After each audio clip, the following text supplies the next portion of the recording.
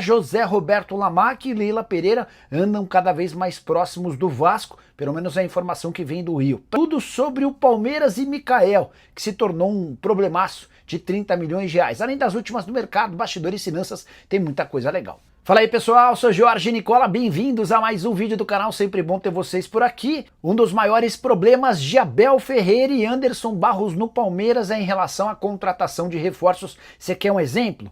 Mikael, zagueiro de 25 anos de idade, comprado em fevereiro junto ao Houston Dynamo por 30 milhões de reais. Depois de 9 meses no Palmeiras, ficou muito claro para os dirigentes, para a comissão técnica e também para torcedores que o Mikael não tem o mesmo nível que o Palmeiras espera de um zagueiro. Tanto que o Verdão está no mercado em busca de outro defensor. E aí o Palmeiras vai precisar tentar encontrar um clube disposto a comprá-lo por cifras inferiores certamente aos 30 milhões ou então aceitar o empréstimo. O Mikael, que só jogou 28 partidas, uma assistência na temporada, não saiu do banco em 4 dos últimos 5 jogos. Mas o pior vem agora. Se o Mikael custou 30 milhões, quero te contar que o Flamengo comprou o Léo Ortiz do Red Bull Bragantino por 37 milhões de reais. E que Wagner Leonardo, que era do Vitória e esteve nos planos do Palmeiras na virada do ano, foi comprado pelo Grêmio por algo na casa dos 25 milhões. A diferença é que o Mikael hoje está fora dos planos, encostado no Palmeiras, enquanto o Wagner Leonardo tem proposta de 43 milhões de reais da Europa. O Léo Ortiz não precisa nem dizer, uma das maiores sensações do futebol brasileiro quando o assunto é zaga. Para te atualizar sobre a novela envolvendo o casal Crefisa e o Vasco da Gama. De acordo com o jornalista Gilmar Ferreira do Extra, José Roberto Lamarque teve uma série de reuniões recentes com a diretoria do Vasco da Gama. Discussão sobre a possibilidade de investimento na SAF Cruz Maltina. Segundo Gilmar Ferreira, Lamarque e Leila teriam passado os últimos dias no Rio de Janeiro. Vale a lembrança de que enquanto a Leila for presidente do Palmeiras e o mandato só termina em dezembro de 2027, acho muito difícil vê-la ocupando qualquer cargo ou se associando ao Vasco. Mas, desde antes da eleição do Pedrinho, o Zé Roberto Lamarque, marido da Leila Pereira, trabalhava com uma série de possibilidades de auxílio ao Pedrinho. Compra dos name rights do estádio, investimento na SAF, entre outras modalidades. Não tenho a mínima ideia de que operação possa estar sendo conduzida agora. E acho até natural que a Leila e o Lamarque desmintam qualquer possibilidade de acordo, até porque toda vez que surge esse tipo de notícia no Vasco, a repercussão é muito ruim entre conselheiros do Palmeiras. O pessoal no Palmeiras não gosta desse tipo de notícia, mas é mais um motivo pra gente ficar de olho nessa história, beleza? Agora a gente tá falando de quem chega, quem pode sair, ou pelo menos quem está no radar de outros times. Jogadores, assim, que têm uma importância enorme na história do Palmeiras. Veiga e o Everton estão na mira do Grêmio. Grêmio sob nova gestão, agora com o Dorico Roman, quer fazer um planejamento diferente, quer agregar qualidade, foi eleito com essa bandeira, né, de fazer contratações, trazer nomes de peso, já está atrás do Cebolinha do Flamengo, por exemplo, e agora virou aí sua mira para Rafael Veiga e o Everton. Palmeiras diz não, essa é a apuração que a gente tem de Flávio Latifi. Segundo apurou o UOL, não quer a saída de nenhum, são considerados ídolos do clube, pilares para 2026, embora o Carlos Miguel tenha aí, né, nessas últimas rodadas, no fim da temporada, tenha dado conta do recado, mas o Everton ainda é o pilar. E o Veiga, mesmo não sendo mais um titular absoluto, segue sendo muito valioso para o Abel. O Abel aposta muito nele, tem contrato até o fim de 2027.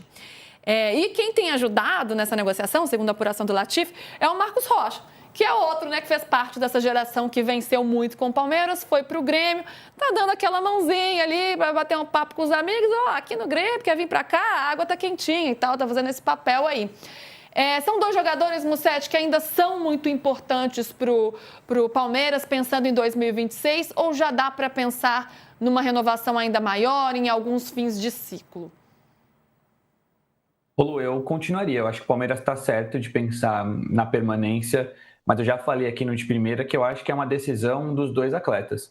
Pela história que eles têm no clube, eu imagino que se eles sentarem com a Abel, com a Leila, com o Anderson Barros e falarem, eu preciso sair, meu ciclo acabou, eu quero ser titular em outro lugar, caso o Everton sinta que o Carlos Miguel vá ser titular na próxima temporada, e o Veiga, que já é reserva desse time, eu acho que o Palmeiras não vai segurar como fez com o Mike e com o Zé Rafael, ambos que foram para o Santos. Eu, sendo dirigente do Palmeiras, eu tentaria ao máximo segurá-los.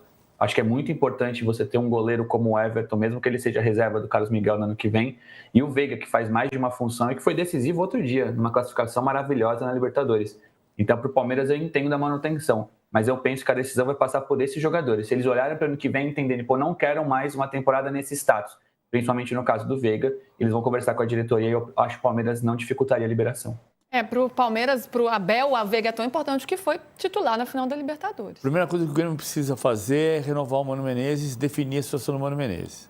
Tem uma reunião entre terça e quarta-feira para saber se ele fica, tem um monte de especulação sobre quem pode ser técnico que venha, falou-se do Luiz Castro, falou-se do Vitor Pereira, falou-se de um monte de gente. A minha impressão é que o Mano Menezes vai permanecer. E a partir daí tentar montar o time. Do ponto de vista do Palmeiras, eu acho que, primeiro, o Everton... O Mano está participando desse planejamento mais ousado, vamos dizer assim, para 2026? De tentar puxar caras que são importantes aí do mercado? Está participando, mas ele tem que ter certeza de que ele vai ficar. A minha impressão das conversas que eu já tive é que o Mano vai ficar. Mas tem que ter essa certeza, convicção, sentar e definir e anunciar. Até para chegar no mercado e dizer, quem está te ligando é o Mano Menezes, que é o técnico do Grêmio para 2026. O problema do Grêmio desse ano passou muito por janeiro do ano passado. O Grêmio montou um time muito equivocado, muito torto. Da contratação do Gustavo Quinteiros, em cima do laço disputando com o Santos, as escolhas dos jogadores, a demissão do Gustavo Quinteiros da reforma do elenco quando o Mano chegou, que achava que tudo que o Quinteiros estava fazendo, não que ele achasse, todo mundo no Grêmio achava que estava tudo errado. Então o Grêmio perdeu muito tempo para montar um time que foi brigar pelo 9º lugar. Ainda conseguiu terminar em 9º lugar. Mas foi muito equivocada a formação. E o Mano começa a formação do time novo. Do ponto de vista do Palmeiras, primeiro, em agosto... metade da torcida, não, 20% da torcida queria o Everton fora. Em outubro, 100% queria que o Everton voltasse o mais rápido possível. Desculpa, ele é goleiro e quebrou a mão. O Veiga jogou o ano, primeiros 8 meses do ano, ele jogou com dor.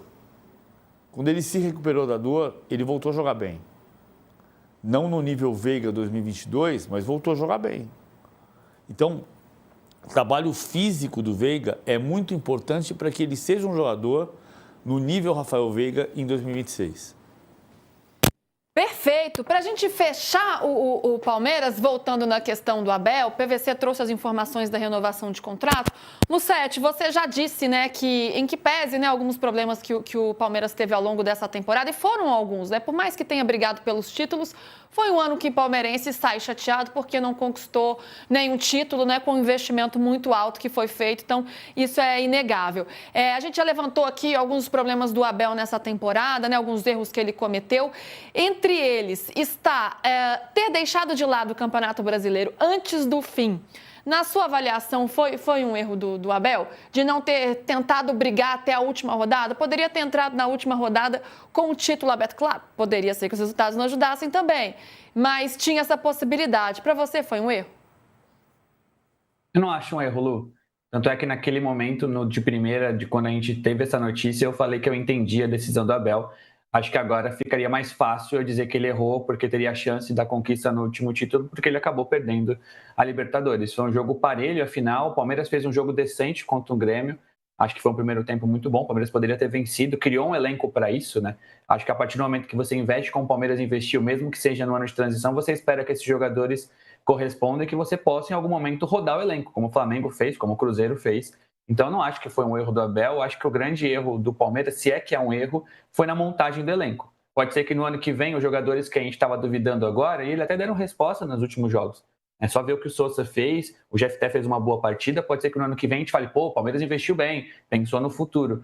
Mas olhando para o Flamengo, pela expectativa que se cria, o Flamengo acabou trazendo jogadores mais prontos, que corresponderam no curto prazo. Eu acho que ano que vem a gente vai poder entender melhor como foram esses investimentos do Palmeiras. Eu acho que o Abel, ele erra muitas vezes nas declarações, mas ele é um excelente técnico e o Palmeiras não pode ter nenhuma dúvida sobre a sua permanência, mesmo não tendo sido campeão esse ano. É isso aí, palestrinos. Encerrando mais um vídeo.